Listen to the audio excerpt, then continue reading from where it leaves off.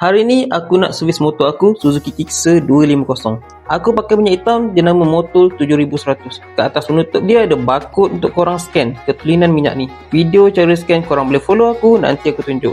Aku juga akan tukar filter, o-ring besar, o-ring kecil dan crush washer original dari Suzuki.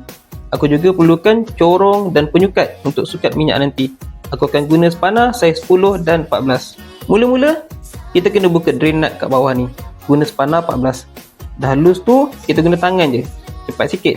Okey, ni dia punya drain nut. Kat sini ada dia punya crush washer. Kita buka dan ganti dia. Crush washer ni sekali guna je. Bila dia dah guna, dia akan jadi macam ni, lepis. Ni washer baru. Korang boleh nampak beza dia. Yang baru lebih tebal atas dia.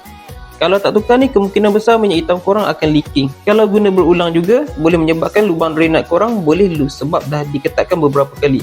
Crush washer ni untuk avoid leaking dan kawal top waktu kemaskan drain nut nanti. Cara pasang ni pula, bahagian yang timbul ni ke arah nut.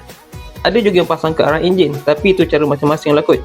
Next, kita akan buka filter kat sini. Ada 2 skru. Buka dua-dua skru. Lepas tu, buka penutup minyak hitam ni. Lapik dengan kain untuk elak penutup calar atau rosak. Cuci-cuci sikit lubang minyak hitam ni dengan kain. Kita buka penutup filter. Korang boleh tengok keadaan filter yang baru dah lama.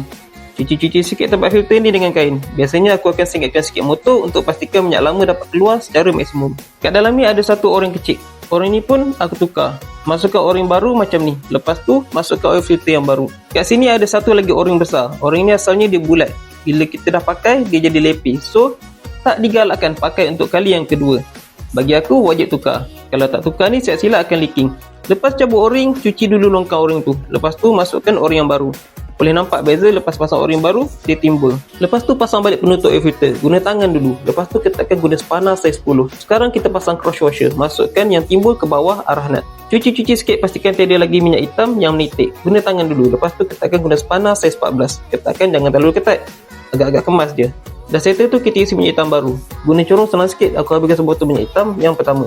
Motor ni pakai 1200 ml atau 1.2 liter minyak hitam. So, kau kena tambah lagi 200 ml. Aku suka guna penyukat ni. Elok cari tempat yang rata untuk sukatan tepat. Lepas tu tegakkan motor dan tengok sukatan minyak hitam dekat cermin tepi ni. Kalau dah paras full tu, okey lah tu. Next, kita start engine sekejap. Biar running 2-3 minit. Lepas tu check tadi leaking dekat penutup minyak hitam, oil filter dan drain nut. Lepas tu jangan lupa reset oil change indicator. Cara dia macam ni. Matikan engine dulu. Lepas tu tekan select dan hold. Lepas tu onkan motor. Indikator tu akan blink 3 kali. Bila indikator tu dah hilang, baru lepas button select tu. Okey, ni extra info. Buat sekali je. Oil change indicator ni dia boleh set untuk naik lepas berapa ribu kilometer. Tujuannya supaya korang tak lupa tukar minyak hitam bila sampai masanya. Cara dia, tekan dan hold button adjust kat sebelah kanan meter. Pastikan meter korang display odometer. Hold sampai dia berkelip.